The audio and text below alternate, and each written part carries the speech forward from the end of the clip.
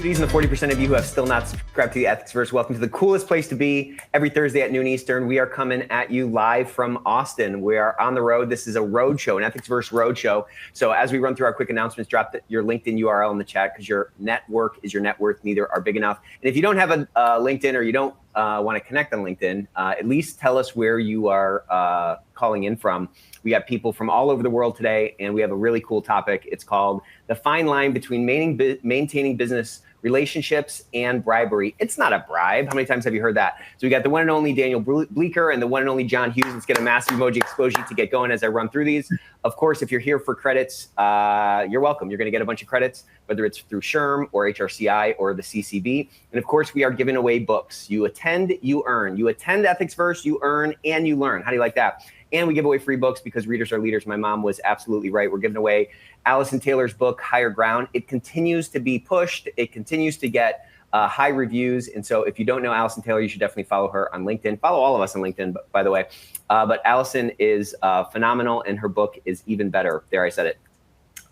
Happy Compliance Week. I hope your Compliance Week is going well. Don't think it's too late. You can still squeeze something in. And if you have not checked out this toolkit, to boost your compliance week, definitely check out the toolkit because these are resources that you can use throughout the year. It's your job to drive engagement. It's your job to drive influence. You can't do your job without that participation of the workforce, of those stakeholders that you serve. And you don't have to just relegate your impact for compliance week. So every day is, what we say around here, every day is a week. So make every day compliance week and leverage some of those tools. There's like 15 different things you can pull out and start integrating into your program. And then we've also launched a risk assessment toolkit. Ethico's gotten famous for pouring a lot of thought leadership and free tools into the marketplace because we all have a really hard job. A lot of stuff kind of gets dumped on us, and we have to always make these bets with our time. I'm really on that a lot lately. We have to make better bets with our time. And so we want to give resources like the Ethicsverse, like the ethics experts, like these toolkits out to the marketplace that you can pick and choose from and create some more leverage and impact. Because like we were saying on last Tuesday's session, thank you all for coming to Ethico University. We got a lot of great reviews for that. We want to do more of those kind of tactical sessions to really bring some of these concepts down to earth. So if you have other ideas of topics, please share them because I'm passing out books, I'm passing out credits, and I'm passing out PhDs now, okay? So check out our risk assessment toolkit. There should be some links in the chat as we get going here. And I just want to talk a little bit about our risk assessment platform that we just built. This is a flexible platform that even if you have an enterprise risk department, maybe audit handles all your enterprise risk, the ethics and compliance team having at their fingertips a flexible tool that allows them to get the pulse of emerging risks, to quarterly get updates on risks that were maybe articulated during the annual process, can do a lot to, again, give you better data points that allow you to make better bets with your time. It's not a function, you're never going to get to inbox zero. You're never going to get a to-do list that's empty. So what you have to do is make better bets with your time, and you need data to do that. So our risk intelligence package, which is really kind of a solution-based approach here of an integration of several of our modules, is available with 25% off if you'd like to take a look at it anytime this quarter. So with that, let's get one more massive emoji explosion for Daniel Bleeker and for John Hughes. Daniel Bleeker is the co-founder and senior managing partner at Steer LLC. And John Hughes, who's been on the Ethics Experts, our sister podcast, and the Ethicsverse before, is director of compliance at Flatiron Dragados, North America. How's it going, gentlemen? Doing great, Nick. Thanks for having us on. Absolutely. So as always, we want to keep the chat lively. So earn yourself a book. We're going to be talking about this great topic. There's so many horror stories a lot of you have, so drop those in the chat as well. And remember, you get no bonus points for reinventing the wheel. That's not on anyone's tombstone. He was phenomenal at reinventing the wheel. That's not you don't get points for that. So we have to share our stories. We have to share our insights so that we can all benefit. And, we're all fighting that same battle together. So we're going to talk a little bit about, factors that entail crossing the line, whether it's in timing, from a recipient standpoint, dollar amount. We're going to talk about a clear approval process and spending limits, kind of some tactics that teams can follow, or communication that you can drive into the brains of the stakeholders who you're trying to influence. And I want to dive in with this first question, really kind of talking about this universal compliance defense. Let's start with you, John. When was the last time you heard, well, we're just maintaining the business relationship as a way to kind of justify a questionable expense? And what kind of made you investigate further? Was it just your spidey sense? Was it your gut? Was there clear signals that, there was kind of a line overstepped? So I think I hear it just about every day from different people. We need to keep up this business relationship. How can we do that? So that's kind of the thing. When was the last time I heard it as a defense? When it was a questionable? It's been a bit, but questionable expenses get brought, and this is the way we all want it, right, Nick? We want it to be proactive. We want them to come to us in advance and come to us and say, hey, I need to keep up this business relationship. Is it okay if I get this box, rent this box at this stadium, so that we can bring some of these potential partners in? And when you start pushing back, that's when you start hearing. But we have to keep up our business relationship, and figuring out how to talk about that is really critical. Dan, I know you have talked about how we have to keep up the business relationship, and we have to find ways to coach them properly on it. Did you want to give some of your? Yes, thanks, John, and thanks, Nick and Joa, for inviting me here today. For those who are not used to a Dutch accent, I apologize, and it grows on you. It grows on you. So give it a minute. So if people start not understanding me anymore, please let Nick know and Joa, and they will cut me off, and the conversation will be by John. I'm from a country where the only entertainment we can give is courses on how to make cheese and cycling past windmills under severe weather conditions. So we don't have a lot of entertainment issues, gifts and entertainment issues there. And that's a joke, of course. We have them just as many as you have here in the US and in other countries around the world.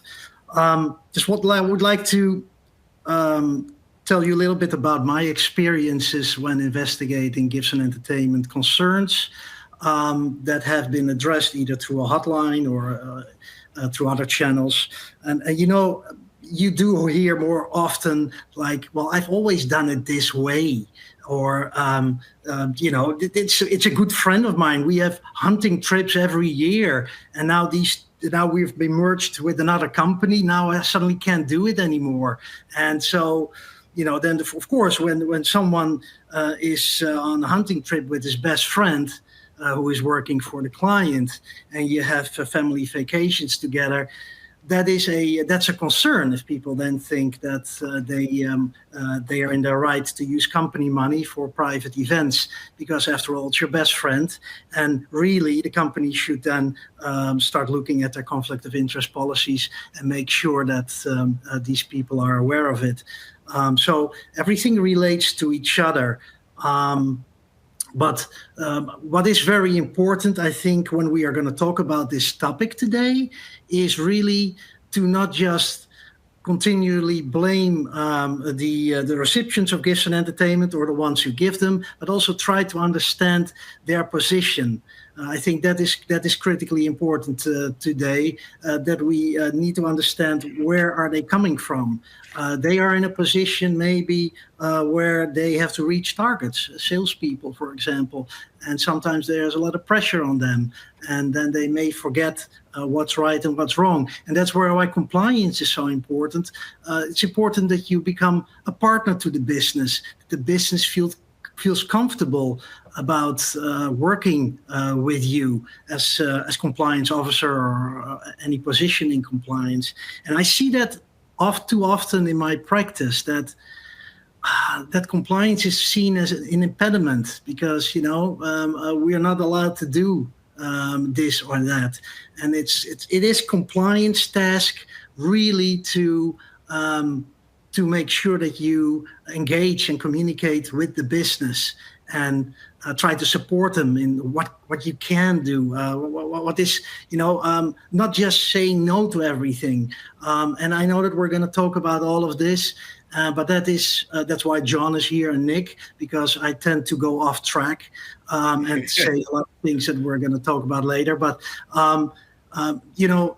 it's happening, and the defense that people have is very understandable as well. If you've been allowed to do certain things for many years, then you really think that this is the way business is done and that there's no other way. And we need to give people a platform to discuss on how business can be done in a different way, maybe. Yeah, I think that business relationship defense is really challenging. It's challenging to investigate. It's challenging to kind of sort through when you're doing an investigation. What are some of the key kind of contextual factors that help differentiate in your mind? Let's start with you, John, and then we'll go to you, Dan. Yeah. Like, what are some of these kind of contextual factors that help differentiate like a genuine business relationship versus something that's really kind of improper? What sort of things are you looking for? Yeah, so when we're looking at it from the contextual standpoint, is the business meal, is the hospitality that was offered, is it aimed to influence a decision, right? That's the first key, right? What was the intent? And then are they trying to curry favor? Is it trying to sway a decision? You got to then look at the timing, right, Nick? I mean, when's it being offered? Are they offering it when you're into that investigation? Was it a business meal Tuesday and they signed a contract on Thursday, right? That's where you're looking from a timing standpoint. Or maybe it's, hey, they got this gift in hospitality right after a contract was signed, right? Does it look like a kickback? So timing and around the decision that was made really is a thing that we're looking at. And also, is the value something that someone would look at and say, that's excessive, right? And from that standpoint, it's perception, right? These are not black and white issues like anything else that we deal with in compliance. It's very much in the gray. So we got to look at the value piece here as well. And I'll tell you, there was a case way back. It involved a higher education school down in Florida who were putting in new turf at their football field. Big school. The AD who was making that decision went to a bowl game with the vendor. The decision was already made, but they were seen on the Jumbotron and ended up on TV. One of the competitors that lost then filed a complaint with the school saying he got a kickback to give that turf company. AD lost their job. The turf company lost the contract, right? So really, and it's wow.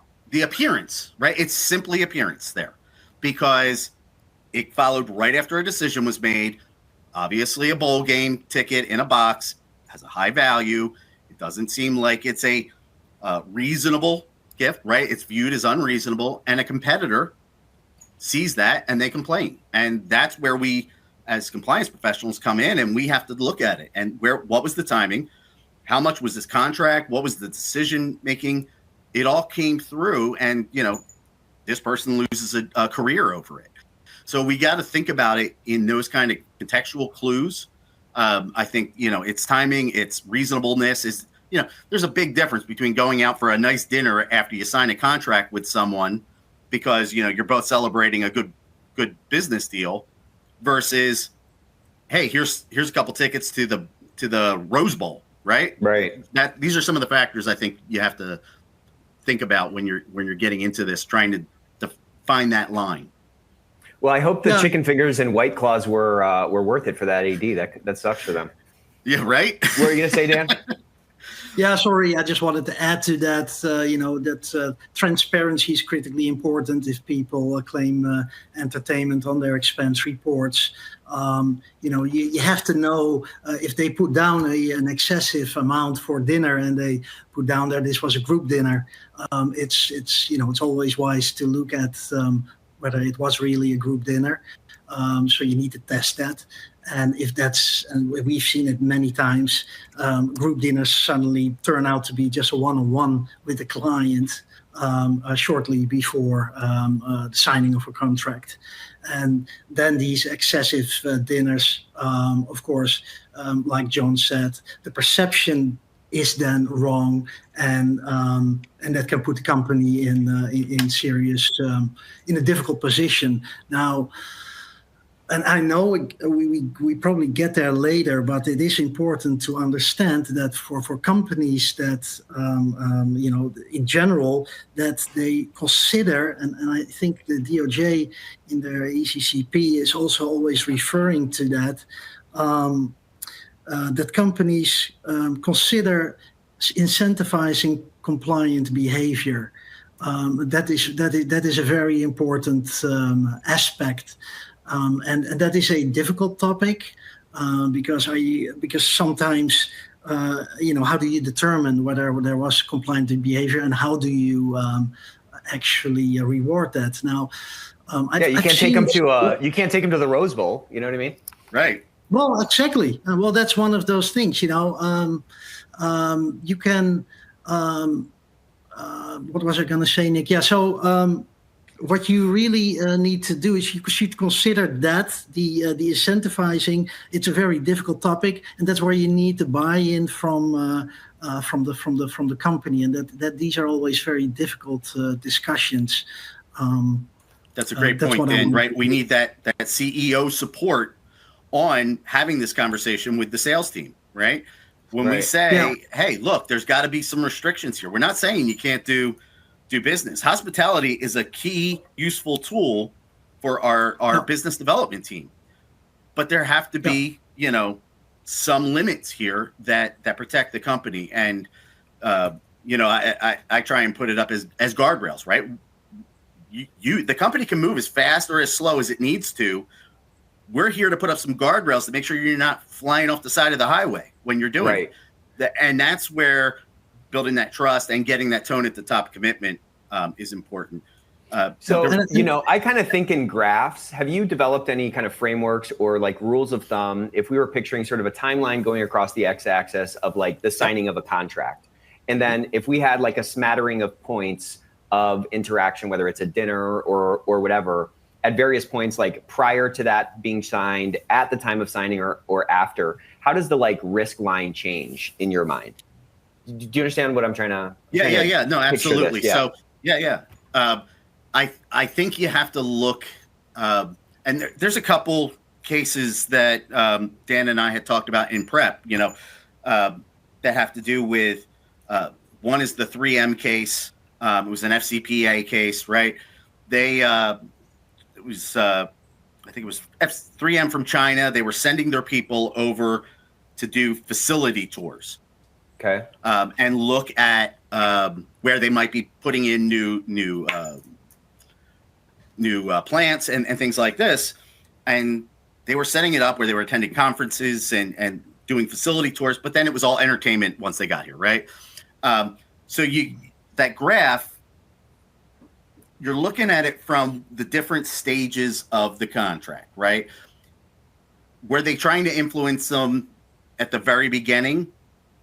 Sure, right? There's going to be some, hey, we need to get to know each other kind of stuff going on. Yeah. As we get closer to the final decision, the risk is going up because the signing is the key element here. They're trying to influence. All of that is ramping up to get to that signature. And, they put out a request for some sort of qualifications early. Right? There's going to be a get to know period. There's going to probably be dinners. There's probably going to be some tours. But if they're all of a sudden they're touring this facility, every month, and then each facility tour gets longer and longer, it's starting to look a little bit more, right? And then boom, after a 10-day facility tour, now they sign the contract. You can kind of chart that way, Nick. I think when you're talking about timing. They're ramping up to the point where they finally say, okay, I've been kicked back enough, or I've received enough incentive. And that's what we're kind of looking at, how they were trying to influence there. But then that window, kind of to your point, kind of extends a little bit beyond that sort of terminal event or that contract signing to some degree. So maybe it's just all context then. It's all kind of context for the business or the relationship or the size of the contract. And then sort of the timing of these interaction points. some people, and I've had this experience myself, but Chris Christie, when he was U.S. Attorney in New Jersey, used to talk about, bribes don't start with an envelope full of cash. Right. They ramp up. They're testing the market. So they start off small, right? They're testing your willingness to be influenced there. So maybe it starts off with just a nice dinner. Maybe then it starts escalating up to, all right, well, why don't our wives come out? Mm-hmm. Why don't we go away for a weekend so that we can talk business out on this golf trip? So, it starts off, and sometimes the business person, right, they're keeping up a business relationship here. They don't even realize they're getting to the point of being influenced until it's too late. And there have been a lot of prosecutions that have been built on that exact workflow. They started off small, and then it eventually led to a point where the point of no return, right? They hit a point of no return where they had received so much that they were influenced improperly. And it's happened with a lot of government officials over the years. It started off, hey, it was a business dinner, then it escalated. So you do have to look a little bit further from just the terminal event, to your point, Nick, because they're building up the risk tolerance to what you're willing to accept to get the job. What you see more often as well with these factory visits that you mentioned, John, and I've been looking at cases like that a number of times. And I talk from an international perspective as well, because I've been investigating and consulting all over the world, basically. What you see sometimes the clients in certain areas of the world, they expect to be invited for a factory visit, and often it's people that have absolutely nothing to do with the purchase, but they are executives, and so and then you see the agenda for these factory visits, and you see that there is like a half a day of factory visit, actually looking at whatever is being manufactured, and then the rest of the week, like John says, it's like going to Disneyland or doing all kinds of stuff with the family, and absolutely no business being discussed or done. And so then it's very difficult for a salesperson or someone in business development to say, well, this is what you want, but we can't do that. I mean, sometimes, and these people are put in very difficult positions because you're dealing with very high level people at a customer, and then you have the targets that the salesman needs to reach. Then you need to be really tough, and you need to be really strong. And being able to say, I can't do this, then you need support. So these people need to know, people in sales and business development and other high-risk areas, or procurement, when subcontractors or vendors offer things, that you have a partner in the company that you can go to and discuss this with. And if the company then has for example, a policy about incentivizing compliant behavior, and I've seen that in reality, that the company said, oh my God, is that potential customer really asking that? They do not really want to do a factory visit, but they really want to have a nice holiday in Europe or in the US with the family. We can't do that.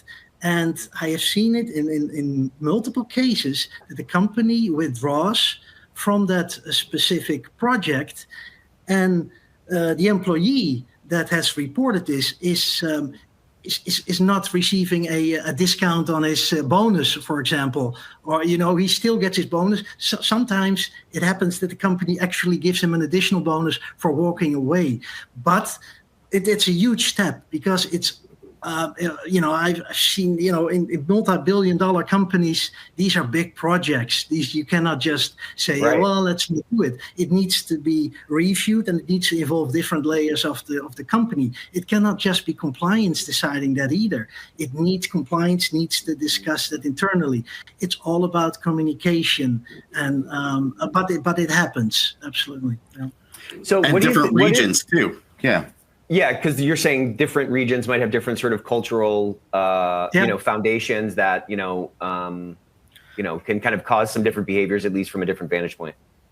Yeah. So I once hosted. Well, some business leaders from China came over to hear from us on how and in the Asian community, bringing gifts of hospitality is just standard, right? So we generally weren't interested in accepting gifts and hospitality, but we also have to keep in mind that this is a cultural thing. So in that case, you don't turn it away because it's an insult. So you do have to have some context here, right? And it is very different from industry to industry and region to region. When you're talking about pharma, you have the stark anti-kickback stuff where, all of that gifts, they have to be registered when you have a pharma rep and it's highly regulated, highly monitored. So industries are different, very much so. And especially when you're talking,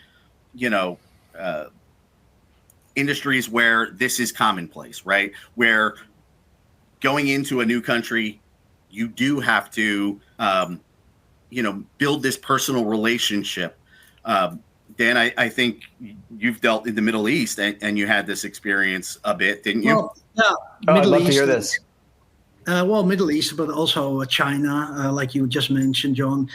In China, during Chinese New Year, everybody gives each other, it's common practice to give each other bread envelopes with money, with cash. And often that also business relationships do that to each other. They provide each other with red envelopes and some cash in there. And of course, it gives many people an opportunity to pay higher amounts than they really should. No longer reasonable. We always say never give cash, but that is the practice in China, and so the company needs to be aware of that. So having just one policy saying we never pay cash or we never pay this is very difficult if you are operating in different geographies. You really have to keep that in mind. What you also have to keep in mind is that, for example, a dinner in New York City, is probably cost you a little bit more money than somewhere in Huntington, West Virginia, or maybe in India or in an African country. So to set certain thresholds is very difficult if you are operating around the world. Now, in the Middle East, received an allegation relating to gifts and entertainment, actually, and the reporter really made it a point to me, or actually to my colleague investigator, that he wanted to remain anonymous because he was from a well-known family in that country, and the one that was allegedly involved in this issue was also a member of another very well-established family. And in those countries, relationships are very important, so you don't want to hurt anybody unnecessarily. So we kept the it was wondrous because usually people talk so much.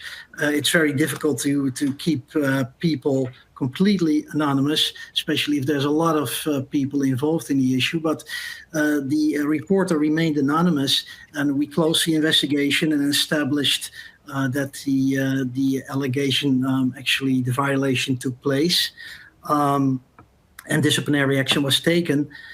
And then a few months later, our investigator was in that country again and met up with the reporter. And the reporter asked him to come to his house, to visit his house and meet his wife and the kids. And so the investigator did that. And during that visit, the reporter comes to the investigator and gives him a gift. And he opened the box, and it was a Rolex watch. And that the comment that the person made was, "I'm sorry, it's probably I think it's a cheap Rolex." Well, I've checked that cheap Rolexes don't exist. And so the investigator, he couldn't take that Rolex. But in that country, this gift was a matter of appreciating the fact that he could keep the reporter anonymous, and he was so thankful for that he just expressed it in the wrong way. Let's put it that way. Well, I'd love to hear in the chat. I mean, that seems like such a gray area. Would that have been inappropriate? And maybe I'm just trying to get a Rolex out of this whole thing. Well, I'm open for Rolexes, Dan. Nick, okay, Nick, you could have. We don't have that kind of. Sure, but I think the investigator couldn't, because in the end, the employee still works for the company.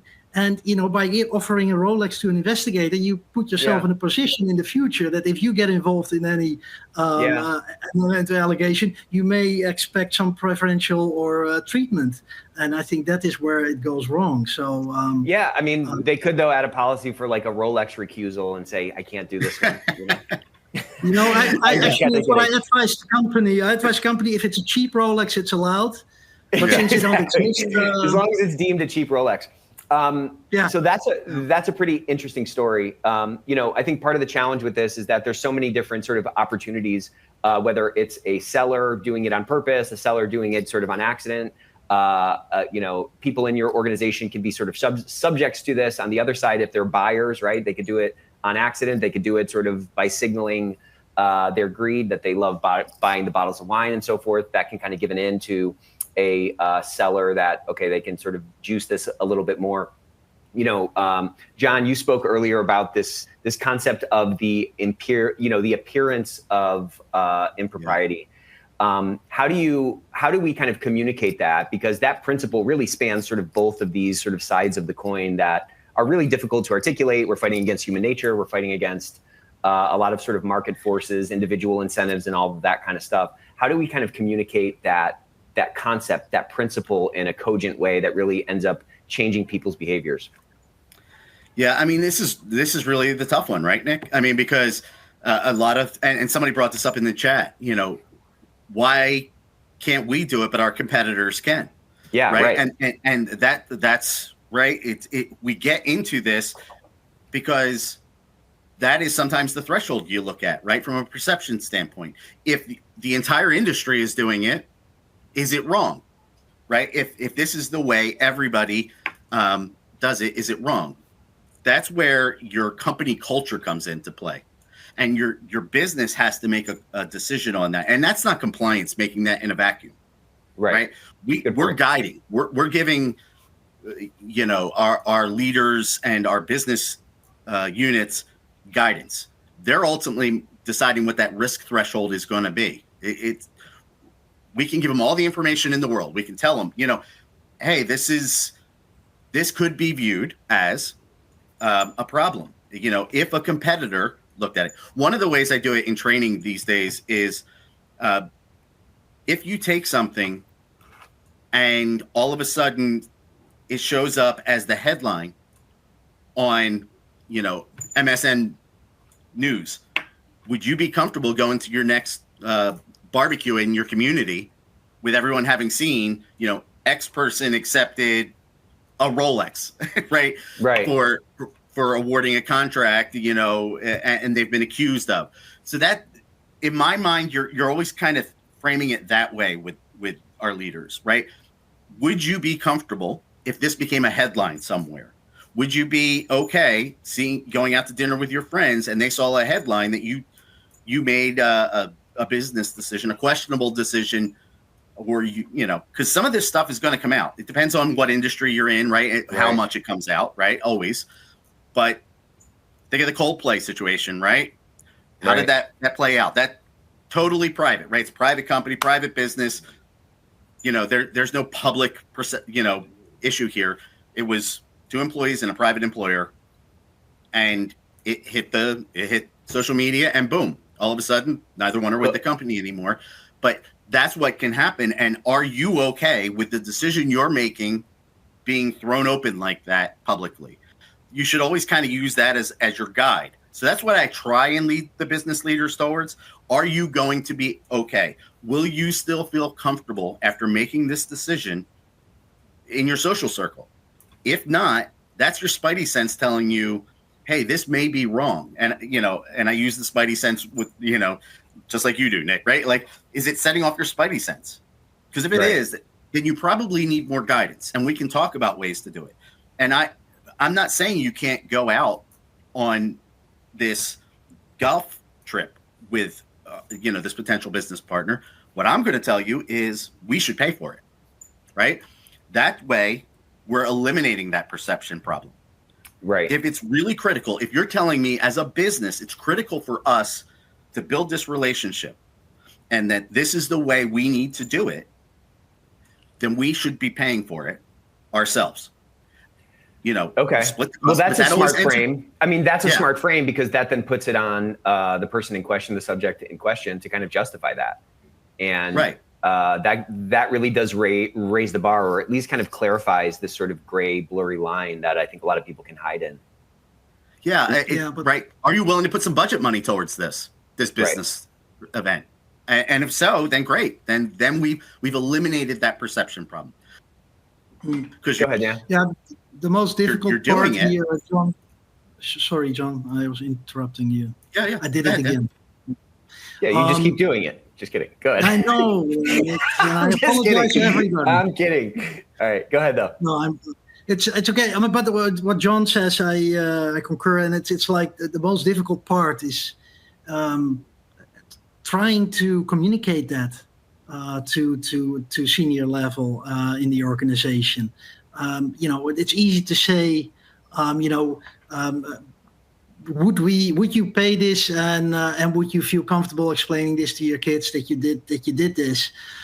But it's in reality, it's not that easy. If you're working in compliance, you deal with certain issues every day, and people in sales deal with sales every day. So you're both coming from a different perspective, and you need to find a way to really make these. In my example, then the salespeople, you really need to make them think about it, and therefore training is so critically important. Tailored training for high-risk departments in the organization. Those who deal with these issues need to understand why certain things are out of bounds and cannot be done. I think that is a critical element of this whole process. Proper training, because too often I see that training is just 20 slides of compliance training and nobody listens anymore after the second slide. You need to give proper training that interests people, to give examples, real life examples. This is what happens if you do things like this. Hey, this is what I've experienced. Right. Make it lively, make it not too long. And if you were talking to a sales department, make sure that you understand what they are doing before you give the training, those kind of things. Yeah, and you raised an important point that sometimes it feels like we're, at loggerheads or coming from these different perspectives. Yeah. What ways have you found to be successful in terms of aligning your agenda, your goal of, stamping out sort of impropriety or wrongdoing, whatever, aligning that with, a salesperson who maybe at the surface has really kind of diametrically opposed incentives or goals? Because they're either going to yes you to death, or they're going to click through the training and just kind of do what they want, or you're going to be able to really change their mind about this thing and open their mind to, or open their eyes to, what the consequences might be, or how that could create bigger problems for them. Like how do you kind of bridge that gap? Well, what you can do, and I think as a compliance person, first of all, the training is important. But if you give a training in November, by March, nobody remembers anymore what you said. So you have to make the training very interesting, but you have to also follow up, especially with people that work in high-risk areas. Have discussions with them. If you see an expense report and you question certain amounts, talk to them and try to understand their business. I also see too often that compliance officers do not really understand what their company is doing. And if you don't understand what your company is doing, then it's very difficult to advise or to convince people in sales that they can maybe you can help them find other ways. You have to find a compromise where they can achieve what they want to achieve, and that is bringing in the contract or bringing in the client, and still stay within, stay outside the gray area.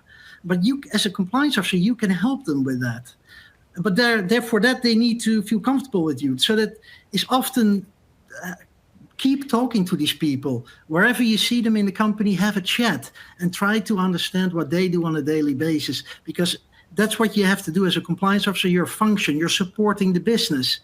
If you want, as a company, want to make sure that you have no issues anymore, that you actually eliminate all non-compliant behavior, then you have to put so many controls in place that the company doesn't do business anymore.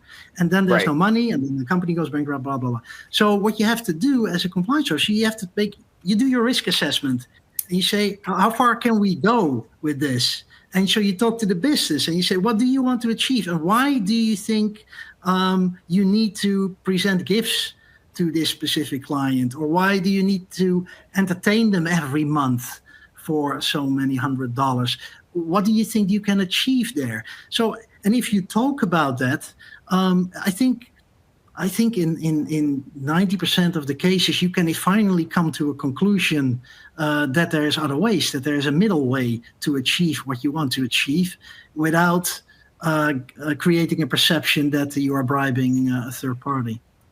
Yeah, there's so many. I mean, it's such an interesting discussion because there's so many kind of conflicting dynamics. You know, there's a lot of like crappy salespeople that rely on spending the company's money in order to meet their quota, who can't articulate the value. So you have that sort of strong force. You have another strong force of people wanting to, you know, dip their beak in the water a little bit. You know what I'm saying? So it's really a tough thing to navigate through for sure. And it's a tough thing to have confidence that, you know, we're mitigating that risk in a meaningful way. I want to get like pretty tactical about this. You know, I would kind of talk about training as sort of a preventative cure, but then there's some kind of ongoing, you know, analyses that are done to make sure that, you know, the behavior is sort of not happening sort of outside of that training. How do you guys, or how would you recommend, you know, or what recommendations would you give to the audience about kind of some best practices for trying to uncover some of these types of behaviors that might need an investigation or might need to lead to some new policy change, or, you know, maybe even graduating somebody from the organization? How do you like that? When you fire somebody, you can say that you're graduating them from the organization. Free hack for you. I don't love that, Nick. I would hate to be graduated at this point in this economy. But no, you know, some practical points. One of the things that we have instituted at different places is a gifts and entertainment registry. And I'm calling it a registry. I'm not calling it asking for permission. And one of the reasons that we're doing it from a high level is we have a lot of different offices and we can't be everywhere, right? Compliance just can't be everywhere. But having leaders there commit to having the gifts registered and logged allows us to look from that 30,000 foot view to see what of our business partners might be trying to influence us little by little, nickel and dime, you know, on to that business unit. It may only be a $250 gift that was given to that unit manager. But when you have 200 units and everybody got 250 from that same one, it adds up quick from a one corporation to another corporation kind of perception problem. So that's where we get into those areas. We need to be able to look at data. And you know, the DOJ is pushing this for us, as we all know. Data analytics. How are you measuring the effectiveness? What data are you using to manage? So selling it to leadership that we need this data is part of it. And then using that and looking to that point, then countering that with an expense report. Okay, this is what we saw get registered as entertainment expenses for clients. Let's see if that actually shows up over on the expense report and see if they're actually following those controls, because then we have something that's auditable and we can say, hey, you're only listing out, you know, 4 entertainment expenses for client development last month, but your expense report has 8 business meals on it. Where are those other 4 at? What was the business purpose? And should they have been in there? And we can, you know, we need data, and without the data, it's really hard to be the proactive, effective, you know, program that we want to be, that we want to drive the business successfully towards the goal of being, you know, ethical business partners, right? So we need that data, and it's just different data collection methods that we've been looking at or have been implementing. But you get the resistance if you start telling them that they need to get permission. So that's where you really have to put the onus on the operations team to get that buy-in so that they understand, because let's be honest here, right? Business leaders want data to be able to manage, right? They live in spreadsheets. Most of our top leaders. When you go in and you say, hey, look, I think this is a problem because I think we may be getting influenced, they're going to ask, where's the data? What do you mean? What do we have? What's the evidence? So this is different ways to try and get data to be able to be more proactive. And also, we're all stretched with our budgets. Right. Everybody on this call, every compliance officer everywhere in the world right now is under-resourced. We need to be able to use those resources in a proper way, and we can't move them into these risk areas unless we have the data. So how do we get that data? We got to look at where the controls maybe are creating gaps and different ways to get it. That's my recommendation, is try and get more information that we already have. What are the hospitality efforts we're making there? What are we paying for? Can we audit that together and see if our sales team is actually being honest and truthful? Because if they're not being willing to share that information and justify the business expense in a gift registry, is that something we need to take a bigger look at? Right. Because why are they not putting it in there? If there's no risk to them, right? We're not saying, if everything's above board, if everything's not a big deal, then why wouldn't you put it in there? Yeah. Right. Other than the fact that they're salespeople, right? They never fill out their paperwork. From your standpoint, which maybe this is stupid, but like, where is the bigger risk from an enterprise perspective? And maybe it depends.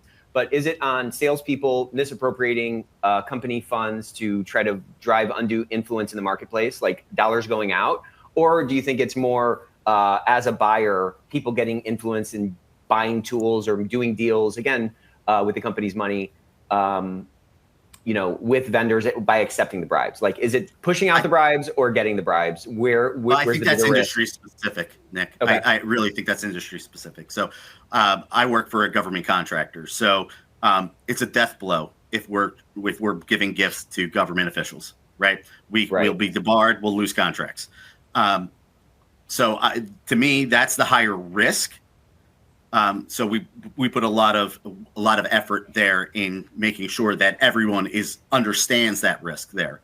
I was kind of raising that because I think regardless of which is bigger for your industry, there's always some way to connect this concept to something that the business cares about. In your case, government contractor, it's super important. This would be a death blow for us. We have to put these things in place. If you don't have that sort of regulatory overhang, I mean, look, let's face it, some industries don't have the same sort of like risk level around this kind of a thing. There's always a way to kind of frame that for the CEO to say, how do we know that we're buying the right tools? Or how do we know that, we're spending the company's money in the right way? I think all sales teams, no, not all. I'm sorry. For the first time ever, it's not all. There are a lot of situations, though, where sales teams do have sort of an incentive, kind of to your point, to spend those dollars. And there's a concept that I think all of us on the call should wrap our heads around, especially if this might be a risk in your organization, which is the CAC, the cost to acquire a customer, which is essentially like new sales divided by, at an aggregate, new sales for a given year divided by total sales and marketing spend. There are different cuts of that, back to your point, John, about getting data. There are different cuts of that on an individual sales team level, or on a on a region level, or whatever. Getting some of those baseline data points from your chief revenue officer or from your CFO to say, how do we kind of think about CAC? How do we think about the cost to acquire a customer? Can give you some good hints to, and you can relate that back to individual spend from individual salespeople and see if those are out of whack or not. But if particularly, I think this is a bigger hack for organizations that have relatively high average contract values for the things that they're selling. As to your point, if it's a turf job at a college stadium, I'm sure that's a massive commission check for that salesperson. So there's probably a lot more built-in sort of implicit room for spend that could kind of get out of bounds. Yeah, and I think the buyer's perspective, when we're talking, right, if you don't have that overhang that I have, right, where it's, oh my God, it will put us out if we cross that line of gifts. When I see it with our buyers, it's to your point, are we overpaying? Are we buying unnecessary pieces of equipment or tools? And that's where if it's private to private industry, I think that's probably where your higher risk is that your buyers are being influenced. They could be always being taken out to lunch to always hear about the newest thing. And do we need that newest piece of equipment, or is the current piece of equipment good for us and we can ride out another 12 months without adding to our G&A, right? And sometimes our buyers aren't thinking on that large scale. They're thinking, oh, this is a new piece of equipment. This guy's a great guy. He's telling me this is so much better. I absolutely believe him. We go out to lunch every month. So I think your buyers become a higher risk if you're not in a government contractor kind of role. Yeah, then you've got other experiences too, right? Yeah. No, I agree. And what many companies do, and I think your company does it as well, you when you realize that one person is making decisions on buying tools, you put additional controls in place. So you make sure that it's not one person making decisions, but it's a whole team of a project team that makes a call on whether a specific material is required. That reduces the risk of passive bribery as well, although passive bribery will still occur, but it reduces the risk that actually that specific vendor that engages in bribery will also get the contract. So if you're reviewing like expense reports, are there certain behavior patterns around how expenses are described or categorized that have proven to be kind of reliable indicators of problems? Like what are some of the patterns you recognized on that side, just from a detection perspective? I think we mentioned earlier, if you have high value amounts always need to be reviewed, and if people put excessive dinners on an expense report, you want to know, you need more details. An expense report that doesn't have enough receipts and attached to it, they are a concern. You need to go after that. I'm always for automating all these processes, expense reports, but also John mentioned early the data analytics in relation to what did you say now, John, earlier? Yes, registry and yes, a registry. Automate those systems because that data is then readily available. Right. That is so critically important. With expenses, the same thing. If you automate the process, people will not be able basically to file an expense report if not all the receipts are there. And by monitoring the expense reports, which I think is critically important, there can be anything, Nick, on an expense report. It can, but if there's a receipt and it looks legit, then probably it's okay. But if the amounts are excessive, you continually see. That's again going back to data analytics. If you see in your data that one specific salesman continually has dinners with the same client over and over, that is information, that is a red flag, and doesn't mean that there's anything wrong, but it's a red flag that needs to be looked at. And then compliance can actually investigate that specific issue and decide whether there is an issue or not. But that's why data is so important. And if you automate processes, you have more data at your disposal. And that's exactly what the DOJ is really asking for in their last publications of the ECSP. So, and that's John, where actually AI can actually help us. There's a lot of talk about where AI can be used effectively in compliance. This is one of those areas where you can have AI actually looking at, because these are hard numbers. These are evaluating receipts and making sure that they match up and making sure that they match up with the other data that they're supposed to be. This is where we can use AI as a tool. It can't replace a compliance officer, but it can make our lives easier here. Right. They can be evaluating these things that way. I will say, though, on the flip side of that, I have seen cases where we've seen receipts that were generated by AI to cover an expense. And, Really? that's a risk. Yeah. That's it's a brand new risk. world. Yeah, it is. And, so that's also where you got to be careful, right? If AI is evaluating AI, will it catch it? But no, it is real that AI receipts are being attached to expense reports as to justify an expense, and where you can end up in fraud. It's also AI that can detect that. So that's why if you use it, you should use it both ways. And Nick, I know we're almost done, but I'd just like to give another example of how important it is that you write your policy well, that you are clear about thresholds, that you're clear about frequency. If you talk about gifts and entertainment, a colleague of mine has investigated one case whereby an employee of a company was allowed, based on and I just use fictitious amount right now, was allowed based on the policy to spend not more than $100 per month on entertainment and gifts and entertainment. And so that person, he took the same client out for let's say for about a year. Every month they had a nice lunch or dinner. And then the next year it was quiet the whole year, except in December there was suddenly on the expense report an item of a TV that he had bought for a client for $1,200. And so the employee was asked, where does it say that you can buy a $1,200 TV for a client? And he said, well, the policy says that I can spend $100 a month. And I didn't use the $100 for a year, so I accumulated the amount to $1,200 and bought that gift for that specific client.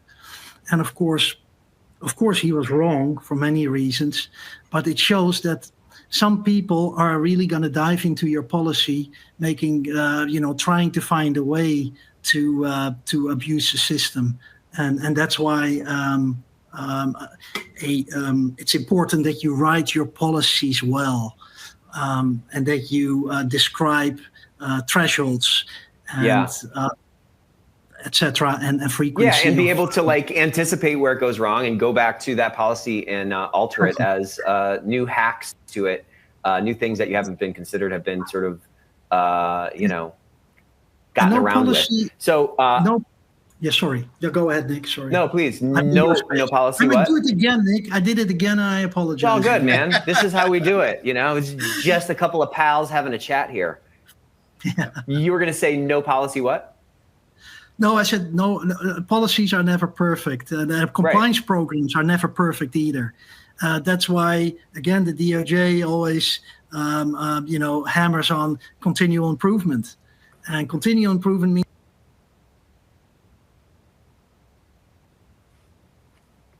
Yeah, continuous improvement means you got to continuously improve. John, over to you. Yeah, absolutely. If you reflect on investigations you've conducted or witnessed in this realm, which is very difficult, it's influenced by our industry and it's influenced by dynamics, company culture, all those kinds of things. What would you say is the most important lesson you've learned about preventing these business development activities from crossing this line, crossing this gray line into what we might call corruption? Yeah, so I think the key here is building to prevent is to build out that relationship with the different business units in the high risk areas so that they have that comfort level to come to you and figure out how to do it, that you're the partner to them, that you can help them. Because we work for a company. We all want the company to be successful. We want that profit. So we have to help them do that in a way that it avoids that line, right? That we keep them in the safe zone. And the way to do that is build that relationship and have that comfort level where they can come to you and say, hey, I was invited to, can I accept this? Is this going to be okay at the end of the day? Are we safe here? Or what can we do? I need to accomplish this. I need to close this client. How do I do it without crossing the line? And, right. Because there are no two exact same situations in compliance, Nick. We all know that, right? Like there's different factors that come in every time. So the only way you're going to be able to really work with this team to solve this or prevent this is having that open door, that open communication, and that comfort level with your business units. So that would be my number one takeaway to avoid this. Yeah, I think that's right. I think Dan said earlier, a lot of people in compliance, they don't know the ins and outs of, what the company does or how it does what it does. How the guys on the front line are, interacting with that war in the marketplace. And I think to your point, when you can build those relationships in those high risk areas, you can get a lot better insight and you can kind of show yourself to be kind of a member of the team, right? You're wearing the same jersey. We're trying to push the company in the same direction. And that at least kind of creates those circumstances for success where you can drive that influence in maybe a more sustainable way. I also, real quick. No, you're good. I also think that's a failure of compliance a lot, is that we don't get out there and learn 100%. The business. That if we don't go out to those offices and hear how they're actually accomplishing the business, how are we able to properly guide them? We have got to get in with our business and learn it. Regardless of what business you're in, you have to know what your business is doing. I mean, back in my manufacturing days, there was some understanding in the boardroom of like what the business, how things were made in the factory. And then I remember I was doing an engagement at one of the portfolio companies, and I spent some time on the factory floor, and like the connection or like the disconnect was wild. The board thinks things are done sort of one way, and then on the floor, one guy knows this machine has to do it this way, and you know what I'm saying? Like there's so many. Yeah. There's so much like idiosyncratic risk that are deviations from these sort of, processes that we think exist, which to your point, ethics and compliance cannot be an ivory tower operation. We got to be out there. If we're going to drive influence throughout the organization, we have to be out there in the organization because you just end up learning so much. I love that advice. Let's get a massive emoji explosion for these guys. This was phenomenal. This is a very complex topic. There's no silver bullet, obviously, but I hope that some of these frameworks that John and Dan shared with you can at least give you some more courage to pick up the phone and set up meetings with some people in other departments and really understand that it's on you. It's incumbent on you to put the ball in the net. It's on you to recognize which turns on the road of business need those guardrails and how to frame what your agendas are in ways that are going to resonate with the people whose behavior you are trying to influence. We got a couple of great things coming up I want to share quickly. Next Wednesday, some of you guys have asked, well, what does Ethico even do? Well, we are constantly innovating our software. And so next Wednesday, we're going to be doing a product innovation showcase. So we're going to show kind of some of the new features that we've built across our tool set that I think are pretty interesting. Of course, we're going to be putting some best practices involved as well. So even if you're not in the market, it might be fun to come in and throw some emojis my way. And then next Thursday, we're talking cartels, corruption, and corporate risk. We're navigating the Trump era enforcement with the one and only Matt Kelly. So I hope you will join us there. Invite your friends, invite your team. Hope to see you next week. Love you all. Take care.